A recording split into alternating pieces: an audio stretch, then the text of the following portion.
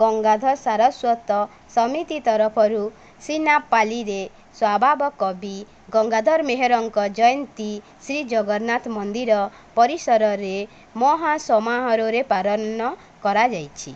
एथिरे मुख्य अतिथि भावरे खड़ियाल विधायक श्रीजुक्त अधिराज मोहन पाणिग्राही, विशिष्ट अतिथि डॉक्टर वासुदेव सुनानी, मुख्य वक्ता डॉक्टर कृष्ण केशव षडंगी, सम्मानित अतिथि श्रीजुक्त सर्वेश्वर जाल, सुश्री उपांजलि माझी, श्रीजुक्त जतीन्द्र कुमार सेठ, सभापति भावरे श्रीजुक्त बय सम्पायन मेहेर प्रमुख उपस्थित रही उक्त सारस्वत समारोह को योगदान करी कार्यक्रम को साफल्य मंडित करथिले। Sinapali Devraj Rana report, Aradhya news.